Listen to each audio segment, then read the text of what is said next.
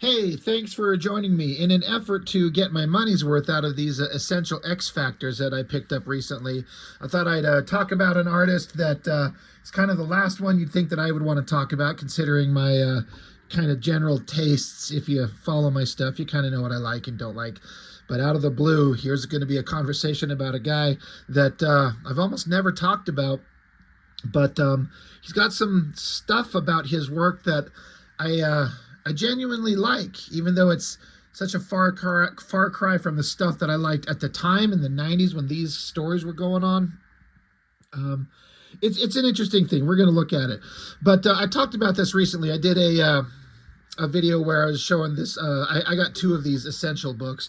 This is five. I think the other one was book three, and it was all black and white, and I was going over the Silvestri issues, and that stuff looks so great. And I got this one just kind of incorrectly assuming that all the stuff inside this was black and white as well, because what I really wanted was to get the Wills Portasio X Factor books in black and white, and it ended up being this just grayscaled bullshit, which it's kind of fine. I mean, it's reproduced pretty well. The grayscale look, I kind of don't mind. It's on newsprint, which I like, but it's not what I wanted. I want to see Portasio's work on this era, which is my favorite Portasio, in the black and white, inked by Art T-Bear. This is just the best stuff he's ever done, in my opinion. So, and that being said, you know, everything in here is just this grayscale stuff, and it just pissed me off. But like I said, in an attempt to kind of get some little mileage out of these books, I remember when I was much younger and reading this Extinction Agenda. I was a relatively new reader to X-Men, been reading a little while, and I knew a little bit. I was kind of picking up on the basics, and one of the greatest things in the world was happening, even though I didn't kind of realize the significance it would have on me at the time, is that Jim Lee was on his Uncanny X-Men run, and that is just the primo stuff. Oh, that's Rob Liefeld right there. But anyway, along comes the X Factor issues, and it's drawn by this guy, John Bogdanove. I'm not sure if I'm saying his name exactly correctly. Bogdanove or Bogdanove. Don't know. At the time, looking at his art, I was like, man, this is not as awesome as the other guys. Something was not quite the same. And I thought that for a long time, but as happens with a lot of artists, like the same thing that happened with Bogdanove happened to me with Mike Mignola. Back in the day when it came out, I didn't like it. But there were certain images that he drew in the books that I picked up that stuck with me. Even though sometimes I couldn't even remember where I saw it, but I just remember this image of this character doing this thing, or the intensity or the emotion of it, and it stuck in my brain. It resonated, even though I couldn't recall. And eventually you kind of go back and find these things. You're like, oh, that's what that was. That's where I saw that. And there were several things that this artist did. And and as I get older and a little bit more kind of experience and understanding what constitutes real comic book skill and true artistry and ability, you know, there's no denying that John Bogdanove has got all kinds of awesome skills. He's just got a style that's not anything like what the Image guys was going to end up doing, which is what young me eventually, like I was at that perfect age where I was like, that was everything to me at the time, that big flashy kind of nonsense. And this is none of that, but there's some really solid, neat stuff. Now, I think there's like 3 issues in here with his artwork that we're going to look at. And I do have to say, this first issue that I'm kind of skipping through as we talk right here, there's much less interesting stuff than some of the other things that come later. This is all kind of fun. Like, it's all solid storytelling. It's all good figure work. It all works, but there's nothing that really stands out. I look at this, and I mean, I'm pretty sure I'm right. This is before Portasio takes over on X Factor, because this is way in the back. But the way that Portasio drew Archangel's wings with these really elaborate designs, like it's like they're living metal, and they can reshape and reform into kind of almost any shape that he wants. I had never seen anybody take Archangel's look, which at the time I'd seen very little of, but no one took the time to make Archangel's wings, this really like a just kind of like the description of what they are. It's techno-organic metal. It's living metal, living-ish. But it can shape and form into different kind of designs.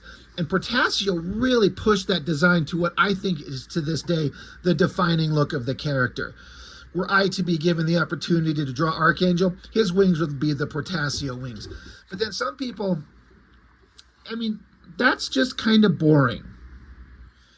Just straight angular shapes. There's kind of no imagination to it. So I know that's kind of weird. I'm like, I'm going to kind of shout out this artist and kind of the cool shit that he does. And I'm instantly kind of jumping into some things that don't work. Because again, he's not, like, he's obviously a fantastic artist. And, but for me and what interests me, there's a lot of things that are just kind of weird. Like, I don't know what that weird alien face going on there. But I like his version of the Beast. Is really well. He kind of leans into the kind of animalistic, kind of almost ape nature of the facial structure. It looks really solid. And then I even kind of dig this shot of the team just jumping out of their jet. The simple kind of like blocky nature of the ice sled that Iceman does. There's just something about it that's kind of nice and simple. But yeah, most of this first issue, there's not a lot going on that I really, really like. But it's all fine. One thing Bogdanove gets really well are like expressions on faces. Very cartoony, expressive kind of emotions. You know, he really sells the image. The storytelling is always perfect. He did an interesting Cable. I love that he retained the receding hairline, but he just was not going to put like the Liefeld triple scar. Because, you know, when Liefeld draws him, the design, it's like he's got his eye, and there's like 6 cuts, like cross, and then straight up and down. And Bogdanove is just like, I mean, I'm just assuming he's like, fuck that. I'm just going to put one big giant scar across his eyeball as kind of his representation of that design element on Cable, which is kind of fine. I honestly feel like the Liefeld version with the multiple cuts on the eye, that is what the character's supposed to look like. That is the defining character look, or one of the defining looks. But it is a little bit ridiculous, a little excessive. I kind of like the single scar thing. But again, the expressive face shots that Bogdanove can get, I really dig them. I always really liked this flexing arm right there. It's a really exaggerated kind of musculature, and I like the kind of cartoony nature of that thumb, that hand. Like, he's like, come on, guys, we got to go. I think that looks really solid. But yeah, the team, they're infiltrating. I mean, this is the Extinction Agenda. I've kind of gone over these books already once, so I'm not really concerned about the story. Just more about the art. When he gets into some heavy shadows and energy effects, I feel like it works really well. Again, he does an interesting Cable. Again, I like this big heavy backpack. It's interesting to go back in time here when Cable was a new character and you got different artists doing their interpretation of what he looks like. It's interesting. I like it. Good energy effects here. This is Havoc and Cyclops blowing each other away. And this might have been the first time I was ever introduced to the concept that their powers don't work on each other. So they can, like, their powers that would vaporize any other human being doesn't do anything to each other except shred their clothes. But again, Beast, I love his Beast. This little shot of him there, the big shot of his face there. He's got a heavy inking line. He's inked by Al Milgrom, if I remember the credits correctly. Yeah. It says Alan Milgrom. That's funny. I've usually seen it as Al, but it's Alan. I think they work well together. I've noticed, at least in 2 issues, I don't know if it's all 3 in this book, where I'm going to just assume that the pages are drawn first and then the cover last. And Bogdanove here takes a panel from the book and redraws it and makes it the cover. So there's the cover to the book. Havoc and Cyclops just blowing each other away, shooting at each other. And it's the same shot, not the same drawing. It is a different drawing, but the pose is the same. The position of the heads, the arms, the hands, the bends in the legs. I just imagine maybe he drew that panel and was like, you know what, that might make a sweet cover. And then redrew it. And why not, right? And it does stand out. It does jump out to someone like me who notices dumb shit like that. And in a way, it kind of like, oh, you just took a panel and made the cover. But why should it matter? I like this part where they're beating each other and Cyclops is ramming his head into the ground, trying to get Havoc to come to his senses. Not a lot on these pages I'm a super big fan of.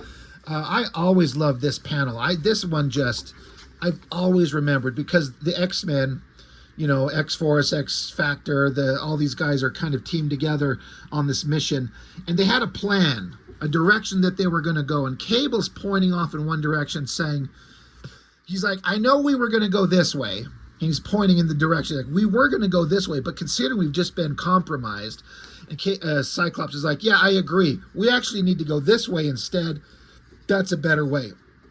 A lot of good storytelling. I really like it. The position of the arms and the hands, big, bulky. I mean, that is a jacked as hell Cyclops, but I like it. It looks really good. I've always loved that panel. So well done. It's hard for me to not get super excited whenever we come across, like I said, I wanted the black and white. Well, they put the covers in here, at least most of them, in black and white. This Jim Lee era Uncanny X-Men right there. It's like, I just can't tell you how much I love that. The magical era of that thing right there was so good. I want this entire book to be that, but it's not. But, you know, of course, this is the issue of Uncanny X-Men. I'm going to get to all of those later in our own time. And then we get a Liefeld issue of this story. We're not here for that. And so here we go. The next issue that Bogdanove drew. Again, this panel right here, or rather, I mean, this is the cover. This image down here is not in the book, but this top one where Cable is fighting Cameron Hodge. Not the same drawing, but the same basic pose and angle. That is in this book. There's a little bit more interesting stuff in this issue from this artist that I like a lot. Again, I really dig his Beast. There's something about his version of this kicks ass.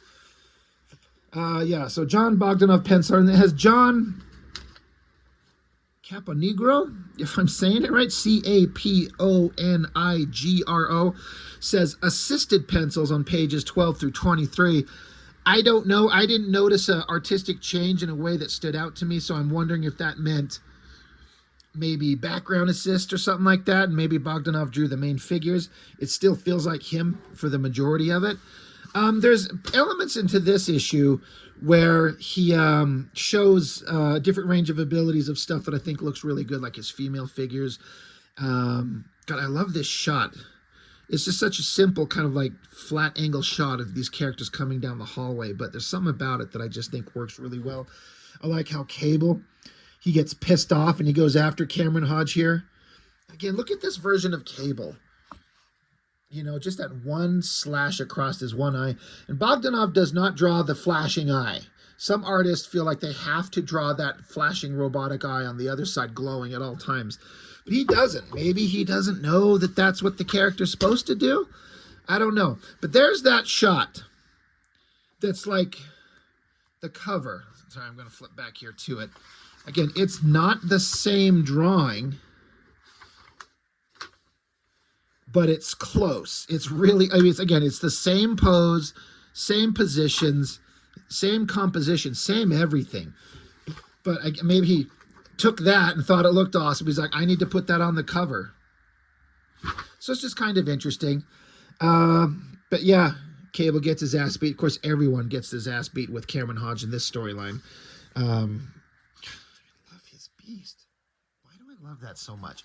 I wish it was not so dark, the stupid grayscale. This scene right here with Jean Grey. So Wolverine has been captured. His healing factor, I think that because Wolverine is just coming off those storylines where the Reavers beat the shit out of him. where he was crucified. And my memory of the story is that he almost died, and his healing factor was pushed to the limit where it almost essentially seemed to stop working. It didn't work to the level that it used to. And so he's never been 100% for several issues, up to and including joining this story. And then he gets his ass beat by Cameron Hodge, and then he gets, they put these collars on him, I think. They do something to negate their powers. So his healing factor is not working. So Wolverine's just falling apart. He's bleeding out. And so they stuffed Jean Grey into this cell with a bleeding, like dying Wolverine, just to see if they would fuck, which they kind of almost do. But I love the shadows that he puts in there, the artist, to make the heavy shadows to this dark jail cell that they're in. That shot of Wolverine's face, I dig that so much. It's creepy. It's well drawn. It looks like the character, but he also looks kind of maniacal and frightening. That's one of those things where it's like, it's an artist at the time. Like I was saying, I did not like this artist. I was like, man, I like that Jim Lee guy. That guy's way better than this guy. But the emotional impact of the art stuck with me in my head, even though I didn't it's like, I didn't consciously know it, but my brain did. I felt it in a weird way. And there's several panels in this with this guy's art, which is why I wanted to talk about him, that just stood out. I really like this middle panel too, with all these figures. That looks really good. Cable down there, half dead, beat to shit. Really nice. But yeah, Wolverine and Jean Grey. And so they have a little conversation on this 2-page spread here. He's bleeding out. God, Jean Grey, the shadows that he put her in there, you could almost mistake her for being naked. I mean, he even almost gives a unnecessary emphasis just a little bit on her nipple to make it seem like she's nude. She's not. But, you know, Wolverine's bleeding out. He's having a hard time. And to comfort him, she kisses him. But it's like she kisses him on his nose. I mean, this always was weird to me. I mean, could that supposed to be on his cheek, on the right side of his face? And that's why his nose is predominantly right in front of us. But to me, it always looked like she was kissing him on his nose.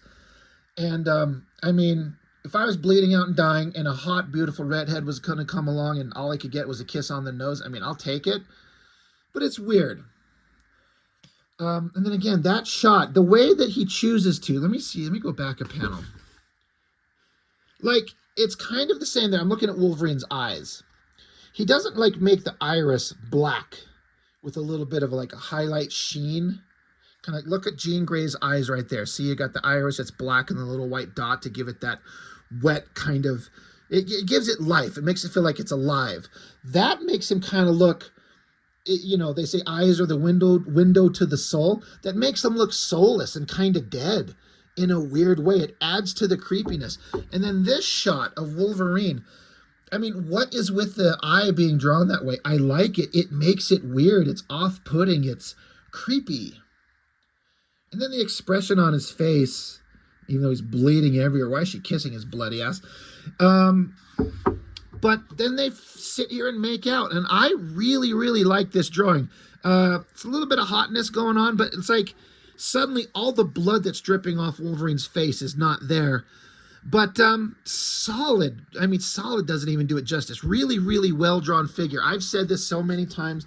Drawing two people kissing is hard. And that is about as perfect as you could get it. Like the tip of Wolverine's face, you kind of see the underside of his jaw. I like the drawing of his hair and his chops on his cheek. Her face, her eyes, her hand on the wall, his hand behind her neck. Again, his arms coming around on her back. I mean, it's realistic. It's not to be weird and point it out, but he's got her titties like mashed up against his body, and like they look like soft parts of anatomy that would flex and move like that. And it's not necessary to give her a big fat dump truck like that, all in kind of a dirty sex pose position, but it looks good. Like, that is a beautiful panel. I love that so much. And then these kind of repeating panels as they keep making it. I'm trying to determine if It's okay. It's not. I was going to say if it's the same drawing and they just kind of copy pasted it, but it's different. Well drawn all the way around. Love her eyes. It is kind of also a weird story point. The more you kind of find out about the drama, soap opera bullshit nature of the relationship between Jean Grey and Cyclops and Wolverine and all the weirdness, it starts to get weird when you understand all of it. But generically speaking, Jean Grey is always supposed to be with Cyclops, but there's always been an unspoken romantic relationship, attraction that Jean Grey has to Wolverine. So for her to kiss him is one thing if it's like a quick kiss and then stop and be done. But like she fucking lingers on this. That's what this multiple panels, no words, no thoughts, and it zooms in up on her closer and closer and closer until she's got fucking tears in her eyes. Like this to me reads as a long drawn out fucking tongue waggling session. Like holy shit. You know, how do you think Cyclops would feel about that? And Wolverine, I like him, but my fucker, dude, like stop macking on you may not like Cyclops, but she's anyway, whatever, fuck that story. Love the drawings, love this page, the emotion on it everywhere, the shadows, the mood lighting, the physicality, the body language. It stuck with me forever, my entire life, that Bogdanove drew this so well. It's so well done. Just one of my favorite, kind of sequences in these books. It's just fantastic. And then all this rest of this stuff is fine. Let's kind of keep cooking through it here. Yeah, this is all good stuff. More action stuff with Angel. Again, the kind of boring nature of those wings. Portasio showed us all what's the best way to do it. I've always liked this couple of panels here, again with Beast. The way his hand, this fist, drawing fists sometimes is hard. And that's one of the, I've remembered that fist. That's one of the best drawn fists I've seen in comics ever. Just really solid. You can kind of see the bones underneath the flesh. It's all folded together right. Big, beefy, thick Beast fist. Love it. And then this panel where this door is shutting and Beast gets under it to hold it open. Love the muscles on the arms. And then the hands. Looks really, really cool. And this shot over here, where he's trying to hold it open, like the physicality, like you feel like there's a lot of weight that he's really struggling to hold up. It works so well. I like how Iceman just ices it up to kind of help prop it open. It doesn't work. It works enough. Like the anatomy on the back and the arm there of Cyclops. More of him getting shot. So then Havoc and Cyclops are going at it again, shooting at each other. Like the energy effects. Like that big beefy arm right there. And then again, the kind of the physicality, the emotions on the faces, even though that panel there is literally just as this panel here is just a zoom in of that shot. Not that it's like they just took that drawing and copied it and zoomed in and pasted it there. He redrew it, but he put the same pose and angle and facial expressions on that little shot there and then just reproduced it on a bigger panel. Now, this just kind of occurred to me. I did a very, very brief Google search of John Bogdanove, and when I think of him, I obviously think of the X Factor work, but I remember seeing him working for DC. I remember work on Superman, and I read that he designed and helped co-create Steel, that version of Superman, and he drew the Steel comic, if I remember reading correctly, for like 8 years, and then I think he moved into filmmaking on some level, something like that. And I say that because maybe as a filmmaker, or maybe as like a storyboard artist, it's like taking the same shot and you got everything you need, let's just reproduce it, just go in closer. I don't know, interesting choice. I like it. And that, again, the emotion on that face, so well done. I love that energetic shot, heavily shadowed, kind of no contour lines, no holding lines around it for the most part. Really nice. Oh my God, more of that beautiful Jim Lee black and white artwork on that cover. Oh my God, that looks so good. But yeah, we're not here to look at this because I will just gush all over that all day. Oh. The cover right before New Mutants 98, which is the introduction of Deadpool, right? Again, there's that Cable face. That is what Cable should look like to me. Yeah, he's got the glowing eye. He's got the 3 scars over the one eye, the receding hairline.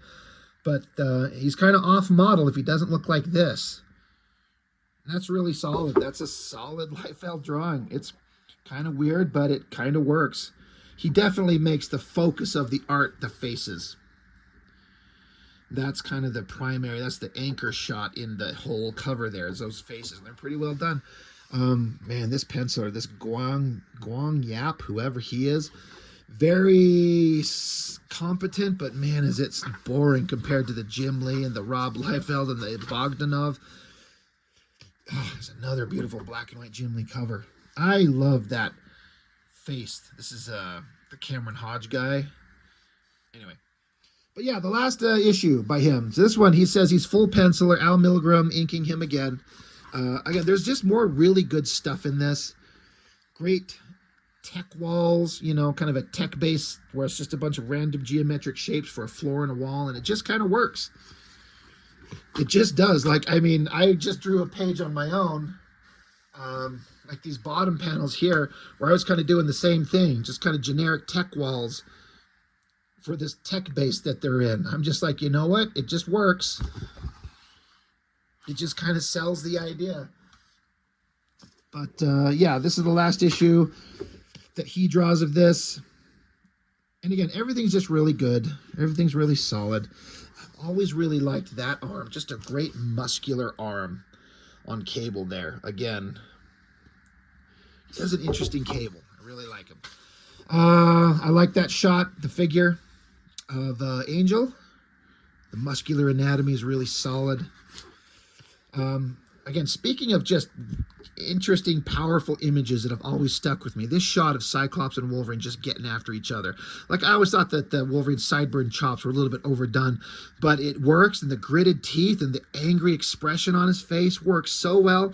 And I love this shot where Jean Grey is getting in Cyclops' face, telling him to shut up, and then she's getting in Wolverine's face and telling him to shut up and stop bickering and let's go. And then this shot of her taking off and flying away. It's a really weird pose, but it's solid. Like, that is a tricky pose to get, where it's like her head and shoulders looking almost straight down on, and then her body arcs backwards.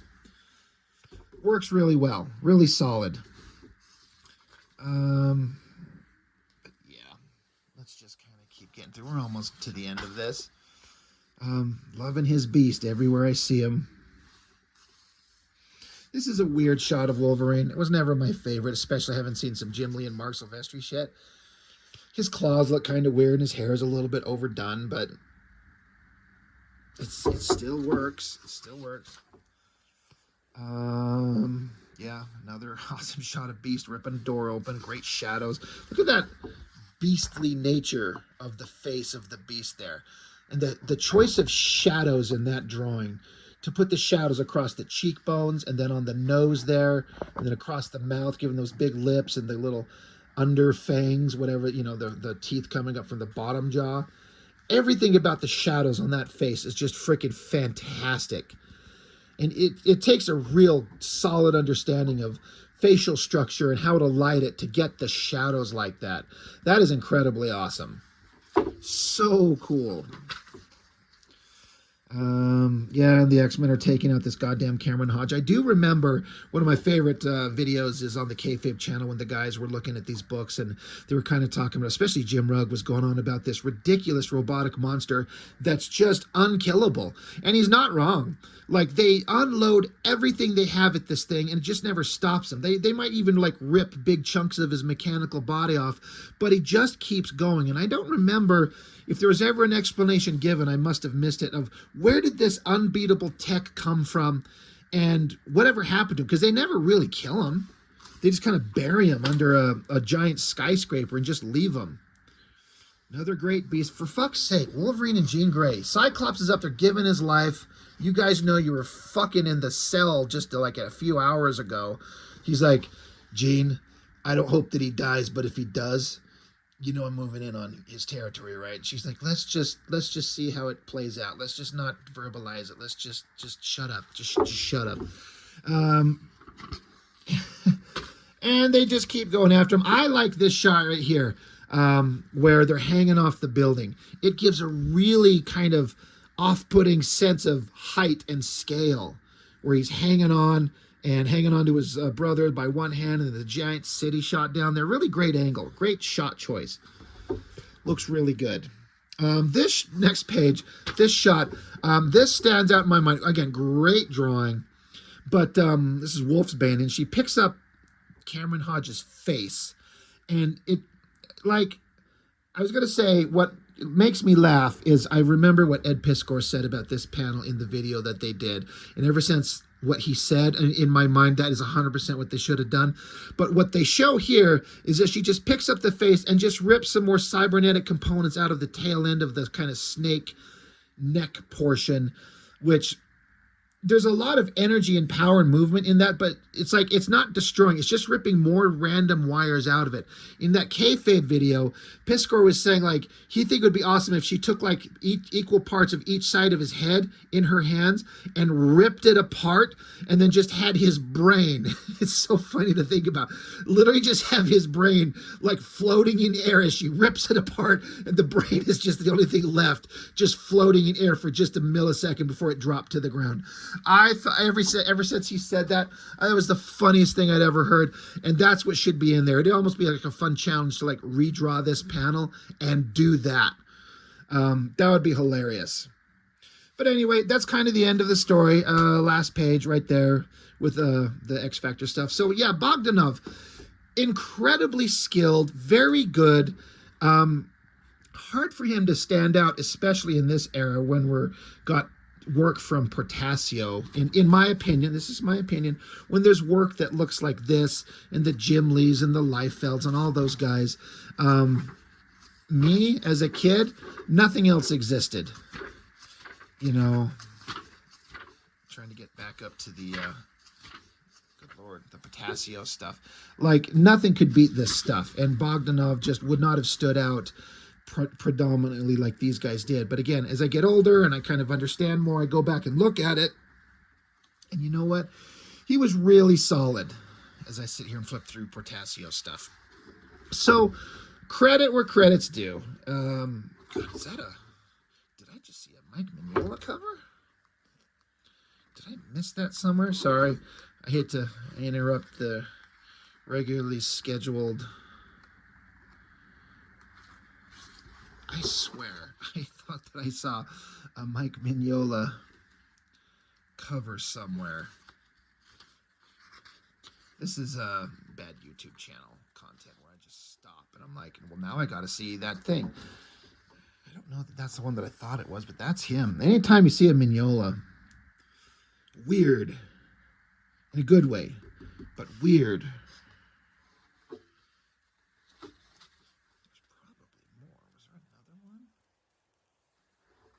There's another one. He's so good.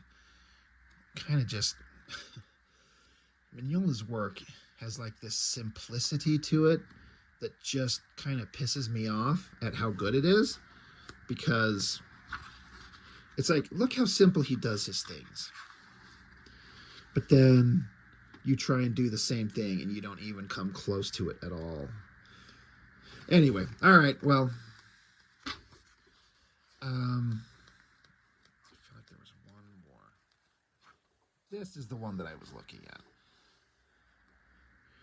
New Mutants, before he did that issue of X-Force. So is this the first time he ever drew Cable, Feral, and Domino? Interesting. Anyway, sorry. John Bogdanove. Really, really good artist that deserves a lot more credit. I don't know. He's an old guy. I think he's something. I think I saw he's like 67, 68 years old, something like that. Older guy. He's probably done. Hope he's living comfortably and drawing whatever he wants to, and whatever that the case may be. But he did some neat stuff.